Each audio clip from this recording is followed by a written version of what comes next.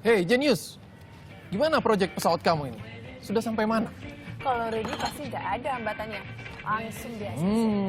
Waduh. Ya, kalau saya nanti beritahukan rahasianya. Kan belum tentu kalian juga bisa mempraktekannya. Oh, itu kalau saya mau minta resep kopinya nih, udah pintar juga buat kopi lagi. Jaminannya apa? Oh, saya jaminannya. Kamu nggak bisa menilai orang begitu aja. Oh, dengar dulu. Kenapa saya bilang saya jaminannya? Karena tidak semua orang suka sama kamu. Ya baik, tapi begini. Saya mau... saya jelaskan dulu ya. Bahwa sebenarnya... Inilah tadi. Ini adegan. Satu dari adegannya ya? Satu dari adegan. Salah satu. Salah satu. Salah satunya. Ini banyak lumayan ya? Banyak, lumayan dipotong terus soal kalau ngomong dia. Baiklah, kita tapi ngundang Chelsea dan juga Pak Manoj untuk bergabung bersama kita. Karena kita akan bicara mengenai Rudy Habibie Rudy ya? Habibie. Rudy Habibie, silakan. Kamu? Silakan duduk. Nah, mungkin kita bisa mengatur tempat duduk terlebih dahulu. Tapi Sini, kita akan... Bapak di sini, Pak. Bapak di sini dong. Kita di belakang. Gimana? Silakan. Oke, kita akan lihat terlebih dahulu sebenarnya seperti apa sih film Rudy Habibie. Ini dia. Ya. Ilona, what is here? Halo, nama Yusuf Habib. Mana nih Rudy?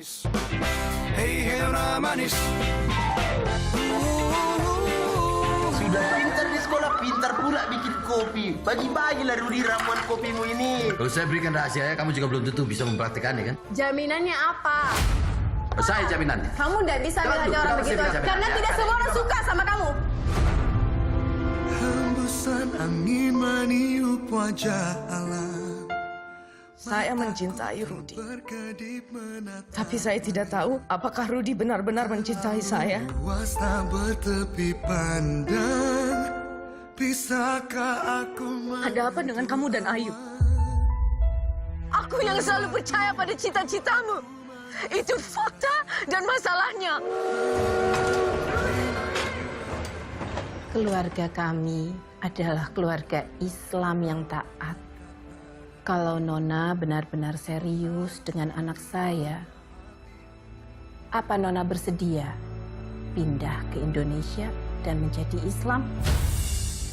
Islam doesn't only belong to your country. Dia akan buatkan Mami pesawat. Untuk Mami. Ya. Untuk Indonesia.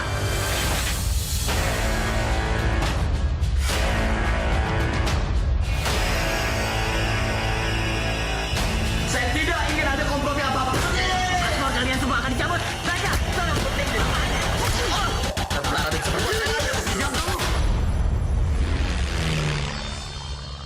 Itu dia kisah Rudy Habibie muda ya. Dan sekarang sudah ada Okes, nggak semua ya.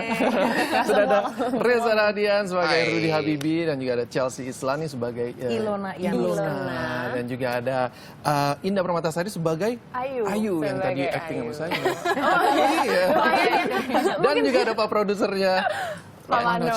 Dan ada banyak pemain lainnya ada di yang ada di foto saya. ini. Memang itu semua ada di dadaku, ada di dadamu. Tapi saya mungkin ingin tahu Pak Manoj lihat aktingnya Peter tadi gimana? Bisa nggak di-cast? Kayaknya itu Yang versi judul yang satunya kedua itu. kali apa ya? Bisa. Peter saya. Itu yang versi Boleh satu lah. sebenarnya saya, bukan Boris ya. Baiklah, tapi penasaran nih dari Reza mungkin aku ingin Ya. tahu ya. Ini kali kedua memerankan Habibie lagi, tokoh Habibie. Tapi memang di dalam usia yang berbeda. Ya. Apa tantangannya untuk kedua kali memerankan tokoh yang sama? Sebenarnya kalau bicara tantangan yang terberat adalah bagaimana memunculkan spirit kepemudaan dari seorang Rudy ya. Kenapa saya menyebut Rudy? Karena Rudy adalah sosok yang mungkin orang tidak terlalu banyak kenal. Bahwa beliau adalah panggilan akrab masa kecil dari seorang Baharudin Yusuf Habibie. Dan journey di masa mudanya itu menjadi begitu menarik dan penuh tantangan yang membuat saya harus merecall kembali memori dari Habibie Ainun itu sendiri seperti apa dulu untuk bisa masuk lagi ke dalam karakter ini, dan juga di sisi lain pasti akan ngobrol-ngobrol lagi sama Eyang soal masa mudanya kayak gimana sih. Saya juga pengen tahu dong di mata orang banyak dengan sosok yang sangat beliau adalah seorang teknokrat, isinya cuma tentang matematika dan lain-lain gitu. serba eksakta. Saya pengen tahu yang bandelnya apa sih masa mudanya. Harus ada bandel ya? Nakalnya apa gitu. Naksir-naksiran pernah nggak sih? Oh pernah dong. Masa enggak? Saya normal punya cerita muda yang begini begitu, selalu begitu. Jadi itu yang menarik sebenarnya. Apa yang diambil tapi apa yang dibuang sebenarnya? Kalau Nggak dari ada yang karakter dibuang. nggak ada yang dibuang. Semua diambil. Kalau apa yang dari Eyang saya nggak ada yang berani buang. Semua saya harus ambil. Nah kalau selain ngobrol sama Eyang Habibie gitu, untuk riset itu seperti apa? Source-nya dari mana, sumber-sumbernya dari mana? Sumber Apakah sih ada langsung dari teman- figurnya sebenarnya. Dari figurnya apa langsung. dari lingkungannya, dari teman-temannya? Kalau dari teman-temannya saya pernah dengar itu dari Pak Ingwar Diman. Itu teman beliau juga, saya pernah dengar cerita lagi ngumpul-ngumpul gitu di rumah. Ini Rudy nih gini dulu mudanya, wah ada segala macam dia cerita-cerita. Seru kalau dengerin dari perspektif teman-teman beliau. Ada bandel-bandelnya, Ya, ada bandel-bandelnya, naksir-naksirnya sama ada banyak cewek. naksir-naksiran, iya gitu kan. Tapi dua ada di sini ya? Hah? Dua ada di sini ceweknya. Itu dia. Ketahuan langsung. Jadi love interestnya nanti ada di Ilona dan juga ada di Ayu. Di Ayu. Ini Ilona sebenarnya tokohnya seperti apa sih kalau dari Chelsea? Kalau Ilona sendiri itu sebenarnya dia itu punya visi dan misi yang hampir sama kayak Rudy. Dan dia juga bisa dibilang salah satu orang yang paling percaya pada cita-citanya Rudy. Jadi saat di Jerman itu salah satu yang memotivasi Rudy juga Ilona. Ilona itu sendiri ya. Iya. Nah kalau untuk ini sama juga nih Nes, risetnya lagi untuk menjiwai karakternya itu kan Chelsea nggak ketemu langsung sama sosok Ilonanya kan. Nah itu seperti apa gitu? Kalau dari aku sendiri sih aku baca bukunya juga sama ketemu Eyang Habibie juga. Jadi kita ngobrol-ngobrol. Terus Ilona tuh seperti apa sih Eyang? Terus Eyang cerita masa mudanya. Terus ya ternyata sebenarnya romantis juga ya mereka. Cuman banyak problem dan mereka juga banyak apa ya permasalahan di hubungan mereka gitu. Dan nanti akan digambarkan di filmnya sendiri. Nggak mau spoiler ya?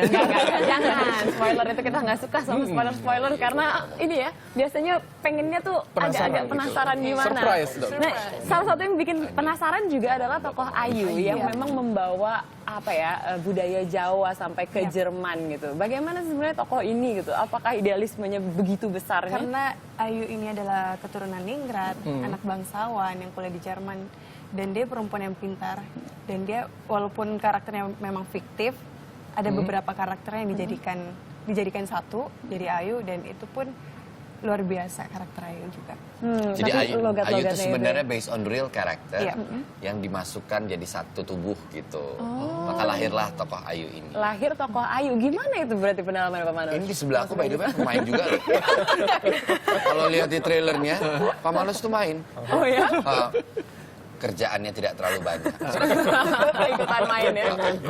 Dia banyak anggurnya. Saya pikir kasihan kalau saya nggak libatin di film ini. Jadi kalau kali ini saya main di film itu di ACC sama Bapak, kali ini saya dong yang ACC orang main saya kok.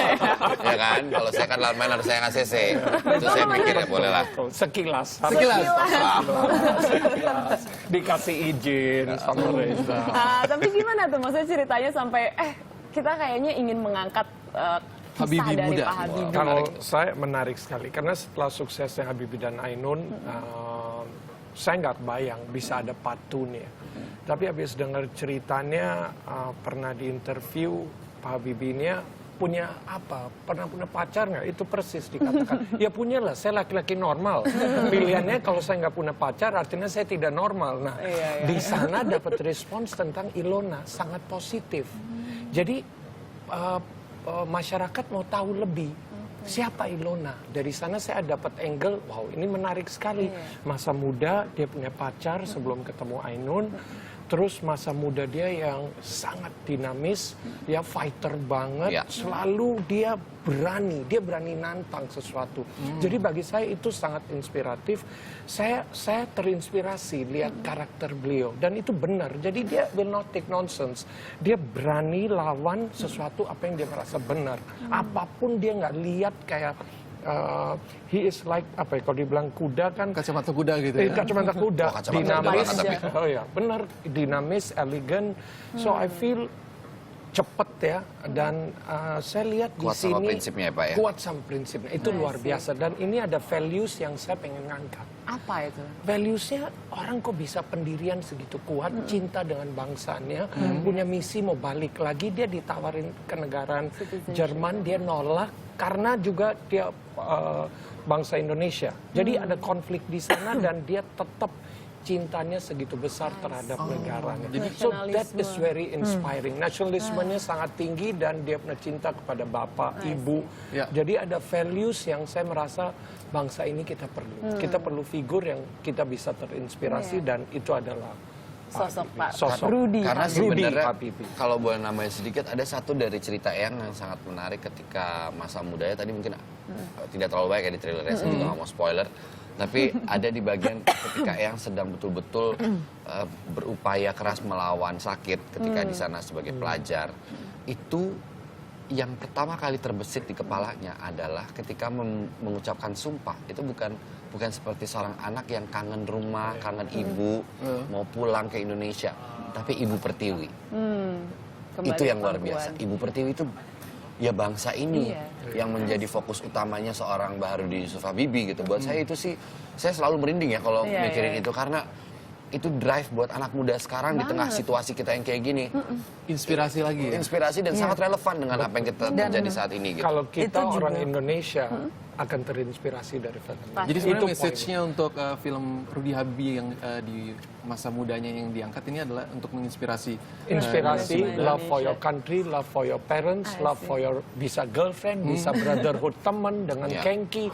Jadi ini benar-benar luas sekali marketnya. Dia remaja, dewasa, anak-anak, ada Rudy mudanya umur 8 tahun, jadi itu dapat all segment. Asik. Ini katanya dari 19 sampai 22 tahun Rudy ketika di sana ya? 19 sampai 22 tahun 22 tahun. Nah, memang setnya juga memang ada di Indonesia dan ada di Jerman. Actually syuting ceritanya 90% di Jerman. Tapi kan kita mau bikin di Jerman, ini set 1955.